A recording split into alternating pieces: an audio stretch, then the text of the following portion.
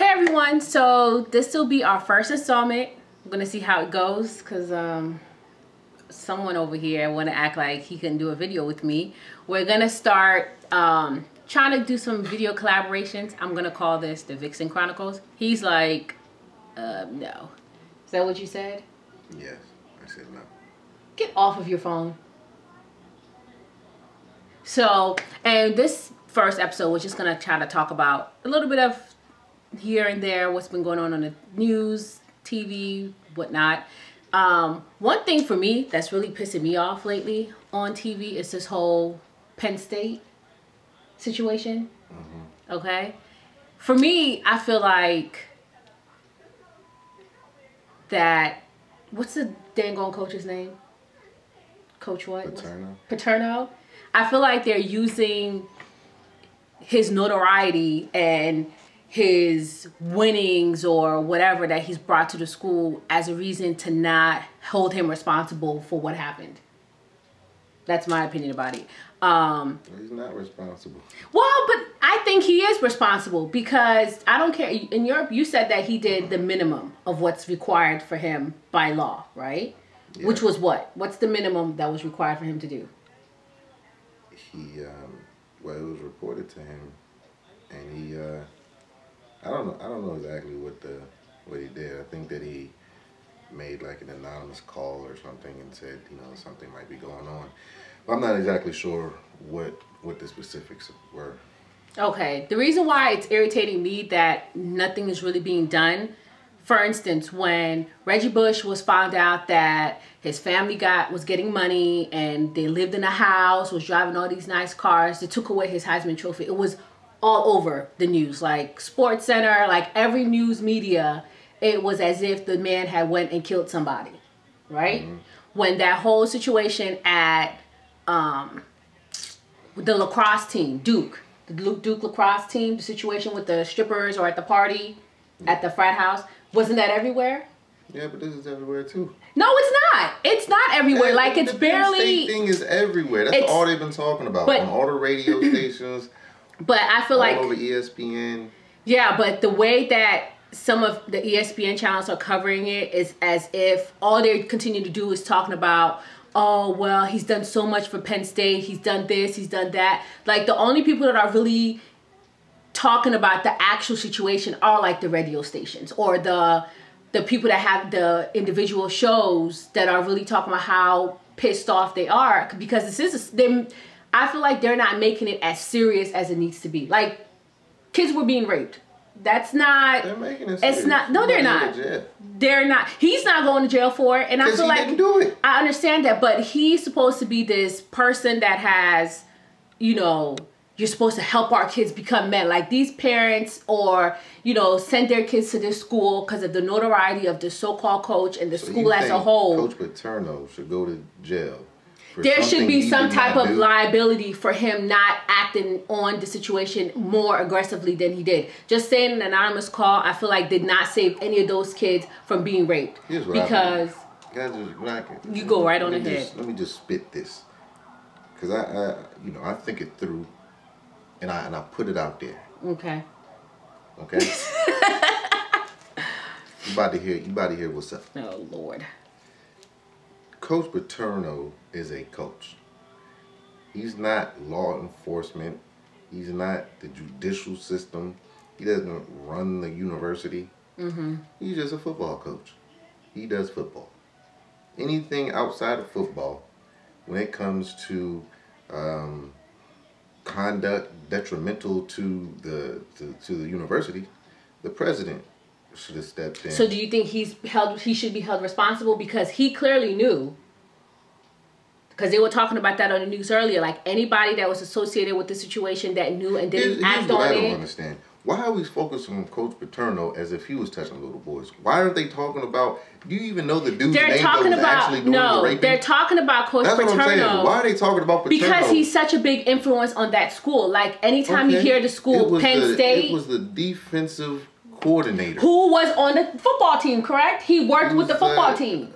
He was a coach. Okay, but Coach Paterno had a hand on who he chose to be the defensive coordinator for his football team. But he didn't know when he. But he had a hand in choosing his coordinators for the particular positions of his football team because he's the head coach. Correct. This is why. Yes. So this is why it's more. I mean, the guy that did the raping, he's gonna get his. People don't even know his name. I don't know his name. You're damn right. I really don't know his name. And he's the one that did it. Why are we focusing on Paterno? Because Paterno is this influential man. You didn't even know Paterno's name before this thing happened. No. Now you know his name, but the guy that was actually doing the raping, you don't know his name. I don't know his name. I'm not gonna sit here and lie, act like I know his name. They need to start focusing on the dude that's about to go to the booty house. Because he's going to get all the booty he can stand up in there. But what I'm trying to say is that... The booty house. Oh my gosh. It's about to go down. But what I'm trying to say is that the reason why everybody's focusing on Coach Paterno is simply because when you hear Penn State, that's the only name that's associated with it. And he is the head of the football team. He is the one that chose these coordinators. And when he found out that this was happening, he should have fired that defensive coordinator. And he chose not to. So that's why everyone is keep bringing his name up, because he's supposed to be, as I feel like sometimes our society holds these coaches or these people as if they're higher than the law. And that's why he probably felt like he did all he needed to do and he's not going to get in trouble. And that's why he has this attitude. Coach didn't see this happen himself. He was told by someone. Okay, but the fact, regardless if he was told, when this saying about somebody being raped, if it's not the first time he's hearing about it, nor was it the second time. The kid was being analyzed. He heard, someone told him that the defensive coordinator was in the showers having sex with the kids, molesting the kids. In the showers with the kids, not, doing the booty do. Okay. What would a grown-ass man be doing in the shower with a little child? What would a grown-ass man have sleepovers with kids for? Michael Jackson, that's what that was about. I mean, I'm just saying, some guys are messed up in the head. And, yeah, he probably was, doing more than that. But this is what Paterno was told. Mm-hmm. That he was, look, I saw this guy, he was in the shower with the kid. Don't know exactly what was going on. What was going on, but it was inappropriate. Now, when you hear this, you hear people. I mean, this guy, they've known each other for years. I mean, he opened this program up that these kids were in 1977. Yeah, that was a nice, easy way for him to get right on that. Easy access to those kids. He opened this program up. So, I mean, Coach Paterno knew this guy for a long time. Okay. When somebody comes out and says, that's like if somebody came and told you, and we haven't even known each other for as long as these guys have known each other. Somebody told you, Amy, I seen Devon, in the shower with a little boy.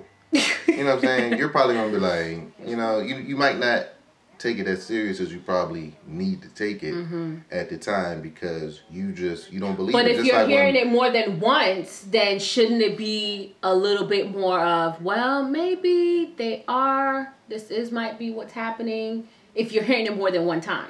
Mm-hmm. Well, I think when he heard it more than once, that's when he decided to ban him from the university. When he started to hear multiple reports. Okay, but then that should have been his inclination to go ahead and do more than just make an anonymous call. You know what I mean? Like, parents send their kids to the school because of his name. They're not, and then because his name has made the school well known. I don't know if you know, but they came out today and said, he came out today and said that he's going to retire after this season. Yeah, but that's still something that he chose to do. It's not like the school and the school president was like, you better do, we ain't giving you no option. That's not what the school is more focused. Get up out of here. No, the school is more focused on figuring out how they're not going to lose any money in regards to their sports program and the school as a whole. But the reality is they're going to lose money no matter what, because nobody's going to want to send their kids to a school where little kids were being molested or raped or whatever by an individual, and then and then to have someone as big as Paterno knowing about the situation and all he felt he had to do was make an anonymous call, no parent's going to be comfortable sending them. And then for those parents that were confident enough in that school and what they stood for to send their little children to go to this camp that this man created since 1977 as this little leeway to make sure he has easy access to the kids. These weren't football players. These weren't, 19, 20-year-old. No, these are little kids. I understand these are little kids. And that's my thing. For parents that want their kids to be involved in sports, whether it's basketball, football, and this man has this program, maybe it's like a mentorship program or whatever, it's going to help these little kids out. That was the whole purpose of why these parents were confident enough to say, okay, you know what? We know about this school. We know about this guy. We're going to send our kids there to these little programs because, we want the best for our kids. To come to find out that, yeah, your kids are getting... I don't know. I don't even know what they're doing, what the man was doing to them. But, they're not... I feel like the school is not focused on how this situation is has impacted these kids that were molested or affected by this thing for the long haul. On a psychological aspect of it. All you can do is... take the but I feel like the school is not doing jail. that, and I feel like the school's not doing that. They're not taking responsibility. Forget the guy that did the deed. We already know he's gonna get his, what he needs. Is out. But what about the president of the school? What about all those other individuals that? I'm sure he will be gone. They haven't made that announcement yet, but I'm sure that the board of trustees or whoever make these decisions, he's out of there. Yeah. Because a university like that, you talk about University of Penn, you talk about USC, LSU, you talk about LSU, in these small towns, and these are the money makers. Mm-hmm. And you ain't about to mess up their money. They got to get out of there because they're not going to be able to start rebuilding that university's sports program until all of the responsible parties are gone. Everybody involved in that situation is gone. No matter if they were involved, no matter if they knew or what, they got the stench of it on them, and they ain't going to be able to start rebuilding until that's taken care of and all those guys are gone. So they going to be out of there. They need that money. But I just feel like the school, in my opinion, from what I see on TV and hear on the radio, the school's not doing doing as much as they need to do. Like, these kids that were affected are going to be psychologically scarred for the rest of their lives. Like, they took these kids' manhood away. It's not the school's responsibility. It's the judicial system. They need to go ahead, put them in a booty house. Let them get their booty taken. And what were you saying about the kids? What were the race of the kids that this all happened to? They were all minorities. And have they even talked about that on the news? They have not spoken about that. At all? At all. No, okay.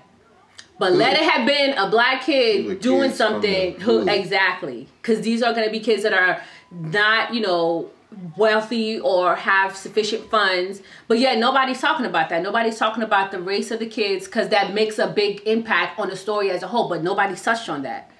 If the situation was the other way around, I bet you we will be hearing about it nonstop that, all the kids were of this race. But because the kids are all minorities, we're not even hearing that aspect. No one's even talking about it. I don't want to bring that up. But it's not going to matter. Because he's going to get all of the chocolate loving he can stand. He's about to get... Non-stop, right? He's going to get all of that. Oh, God. And they ought to. Yeah, well. Because, he opened this thing in 1977. And the first report was in 1998. 1998. So you think about from 1977 not even prior to that, yeah. All of the stuff that he was getting into. Well, the people he was getting into. He's going to get it back. Because he's going to be in there for a long time. He is. They're going to have to put him in isolation because he's probably going to end up committing suicide. They're going to get on him about, if he's in general population, he's not going to survive. He's not going to survive. Either they have to put him in solitary confinement. They got internet in the prison, right? In jail. But I don't know if there's a level system or something in order to access it. I have no idea. But news travels. But news travels. If anybody in the prison can see this video, please don't kill this man. Just getting that booty every day. Oh, don't God. give him the luxury of. Don't give him the easy way out. Just every day, in between, the hour break, just break him off. Oh, Lord. You know what I'm saying? Why kill him? So let him live in shame. That situation just irks my nerves because I'm just thinking about the long-term effects of the people that were involved, their mindset, you know, of having to go through that. And if these kids were all minorities, like, to them, it's like, you want to say something, but then can you? Because these people have such a big name. Like, who's going to really believe you that this is what's happening to you, you know? And they're probably very excited right now that it's finally all coming out, but it doesn't change the fact that they're scarred for long term. Like, they're affected long term. But this isn't something where it's just Penn, you know, University. Yeah. Penn. This is something that is everywhere. You know what I mean? And this happens to a lot of people all over the place. So, you know, it's just this person just happens to run a big program, a big football program. So, you know what I mean? This is something that happens, and not only for this dude and these coaches that were involved in this, but you know, for anybody who's found guilty or something like that, we should have like a new penalty. Like, they got the death penalty. I know. They should have a booty do penalty, right? Because you look at it, the death penalty is basically what? That's an eye for an eye punishment. Why is that the only eye for an eye punishment we have? Like the worst thing that could possibly happen. Yeah, because these kids, I feel like, eye for an eye rape penalty. Because I feel like these kids, you know, they're gonna be dealing with this like as adults for the rest of their life. Like, that's them like living in a prison within their own head. I feel like that's worse than just sending that guy to prison. You know what I mean? Because they're in a prison of their own, and they've been in the prison of their own for a long time. And he's just been continuing. It's like a revolving door. Those kids get older, he gets on a new batch of kids. And it's like over and over. And then as these kids leave that have been affected, they are living in their own prison in their heads for the rest of their lives. Like, it's going to affect everything that they do, whether it's getting into a relationship and questioning their sexuality, just questioning their manhood. Like, there's a lot of psychological issues that are going to affect these people for the rest of their lives, and their friends and families and loved ones. Well, you know, I hope that they are all, well, they turn out all right. I don't know. That's easier said than done, man. Because men are not going to come out and be like, oh, well, you know, when I was younger, I was raped as a kid. They're not going to come out and say that. You know, if it was girls, then more likely they're going to share stuff like that. But guys aren't going to come out and share. Like, even yesterday, I was listening to the radio, the sports station, and this guy called in, and he decided to share about him being molested for the first time ever in his life. He's an adult, married with 2 kids, and he shared it on the radio when they were talking about the situation. And he was like, I've never told my wife. Nobody even knows about it. This is my first time ever feeling that I can share about it. And I'm telling you that even me as an adult now, married with kids, it's affected me up until this point. I have not gotten, he's like, he's never sought counseling for it. You know, so there are people that are adults that have never sought out counseling because it's embarrassing to them. Because it's like, I'm a man, but then this man wanted to have sex with me and had sex with me. Does that make me gay? Does that make me, like, how does that make me a man? Nobody's going to want to share that. That does not make you gay. No, but I mean, kids, when you don't know about it, you know, to them, that's like, but, you know, that's when they get norm. Older, once they hit, you know what I'm saying, 15, 16, and it's about, you know, everybody trying to be the man at that point. It's just like, I'm that dude. It's just, you know, you need to, don't worry about that. Yeah. You need to go ahead and let somebody know, like, this dude touched me. And, you know, if I ever see him again, you know, now that you're older, you 18, 19, you know, so you just make sure it ain't gay if somebody, what can you do? Nothing. You can't do nothing. Somebody jump on you. So. Let somebody jump on them. Tell somebody. Let them know how it felt. Yeah. Because it's going to help another person. But, so, Conrad Murray, everybody knows about him. He's Michael Jackson's doctor that was put on trial, was found guilty. And I don't know, I have mixed feelings about the whole guilty, like him being put, you know, being charged with, I don't know if was it involuntary manslaughter or was it manslaughter? I don't even know. I think it was involuntary manslaughter. Okay. I don't know. Like, I'm I know. not up on this case right now. I don't know if it's just heads up if I sound stupid or something. If I say something that's wrong, you know, I don't know. Well, I just feel like, you know, I know a lot of people are pissed because this is Michael Jackson, this, that, and the third. And granted, he should lose his license because you know, ethical wise, he was doing something that he shouldn't have been, like admitting this medicine to him without the proper equipment or in a hospital, because this is something that has to be done in a hospital setting, you know, and it has to be kept a close eye on. I just feel like he's the one that is paying for all the previous doctors' mistakes. Like, well, not even mistakes, all the previous doctors doing. Like, he should take responsibility for the role that he played for continuing to contribute to feeding into Michael Jackson's addiction of this dang on milk of his that he calls it. But it's just sad that he's the one that's ultimately getting the consequence for all the previous doctors, including Michael Jackson himself, all their previous actions. He's the one that's dealing with the end result of it, you know. And I know people want to have, like, you know, and people are probably going to hate me or say something to me about this, what I'm about to say, but we need to be realistic and understand that Michael Jackson was a junkie and he was addicted to this dang on medicine. He was addicted before Dr. Murray came in and became his doctor. Other doctors, this dang on medication, he was taking it on his own prior. So it's like, we need to take the wool over our eyes and understand that he was an addict. If you saw the pictures during the court trial, he had like 5 oxygen tanks in his room, and there was a note when you're walking towards the door that says, "Don't forget to change the oxygen tank every Friday." Like, that's ridiculous. So this man pretty much every night was dead, and the only thing that's keeping him alive was these dang old oxygen tanks. Like, who just has 5 oxygen tanks in their bedroom? Like, I don't. 6 people. Yeah, but I mean 5. You know what I mean? So I just feel like people. Rich, sick people. Yeah, I just feel like people are just. They're just obsessed because, oh, it's Michael Jackson, this guy needs to pay. But what about the things that he did to himself to get to this point?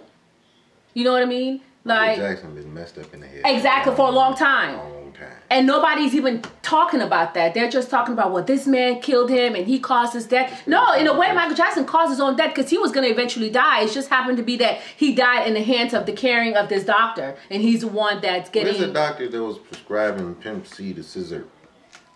I don't know. I don't know. And it's it's the one like... that prescribed it to Lil Wayne. Exactly. Where's that doctor at? We gonna find him when Lil Wayne died? Yeah, and I just feel like, you know, as a doctor, it's hard. Like, he was making, what, $150,000 a month or something? Yeah, he was making a lot of money. So how are you going to say, I was going to say, how are you, as a, you know, celebrities already have this mindset that if you can't do it, the next one can do it. Somebody, they're going to find someone that's going to do what I need them to do. Yeah. You know? So it's like, how can you get mad? I don't know. I just feel like, you know, it's a sad situation because Michael Jackson is dead. And it's a sad situation because this man is going to be sent to jail. But we also have to be realistic and see through the tunnel vision and understand that he had been doing this to himself for years before Conrad Murray became his doctor. Where is Pimp C's doctor? Put that man on trial. I like Pimp C too. I like Michael. I like Pimp C, you know. So are you ready? Are you going to be watching the Braxton Family Values with me this new season? I can't wait. You sound like you're being sarcastic. I am being sarcastic. I'm probably You're not. Why not? You don't want to see Tamar? It should be called the Tamar Family Values featuring the Braxtons or something, because it's really just about her. Tamar is the wackest bitch of all time. Why? She's just so attention starved. Like, yeah, she just she's an wants attention to be, whore. She just wants to be Kim Kardashian or something so bad, and it's just like, you don't got no talent, bitch. It's Tony. You weren't. They were. They did have a group. They did have a group growing up, and she was a background singer. Granted, background singer. That's all she ever is going. So. If that, she can't even be that no more because she's old now. You're old. You're old, and you're whack. You have a pretty face that is overshadowed by your whackness. So, no, somebody sent me a message today on my YouTube asking me, you know, and she's not the first person that's asked me this, asking me, you know, how do my parents feel about me not dating an African guy? You know, like, you know, because they're talking about. You know, but the thing is, you know, I told you before that there are a lot of, I've told you about some of my friends that have their parents pretty much have told them that they can only marry or be with an African guy, depending if they're from Ghana, Nigeria, Salon, doesn't matter. Like, they can only be with... Why is the accent only for Salon? Like, whether it was Ghana, Nigeria, Salon. Like, is that the only one that... Because for Sierra Leone, people don't say, if you're from Sierra Leone, they don't say Sierra Leone, they say Salon. Yeah, but that's the only thing you said with like an African accent. But, so I was just, I sent her back a message because I was like, I've been blessed to not have parents that have imposed that mentality on us growing up. Like, my dad was never like, if you ever come home with a white guy or an African-American guy, I'm gonna disown you. You cannot be with them. Like, my parents, do my parents treat you different when you come around? No. And I try to... I don't even know what they be saying half the time. They be coming over like, the phone. Come on in, let me talk to you for a second. My parents speak English. Shut up. English, you always want to say, but that's because you're trying to say that my dad sounds like Mufasa from The Lion King, and he doesn't. Scary sounding. No, he's not. Yes, he is. He's like the smallest dude. He's like how big is he? I don't know, like 5'8" or something like that. He's like a little guy. I'm like 6 even, but he's so intimidating just by how he talks. Like, my son works. Like, you got like that kind of thing going. That Mufasa voice. Yeah. But and I was just telling her, it's sad that these parents are still imposing stuff like this, because in my opinion, if you date an asshole, you're gonna find them, whether they're African, American, Spanish, white. Like, if a guy's gonna be an asshole, they're gonna be an asshole. And just because they're from the same country or nationality as you does not guarantee your relationship to be like the best.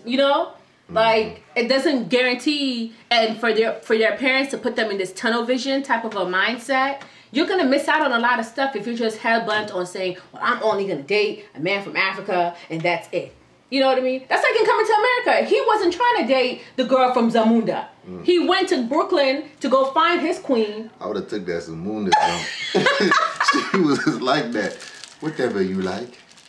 But I mean, like, huh? It's just that type of a situation.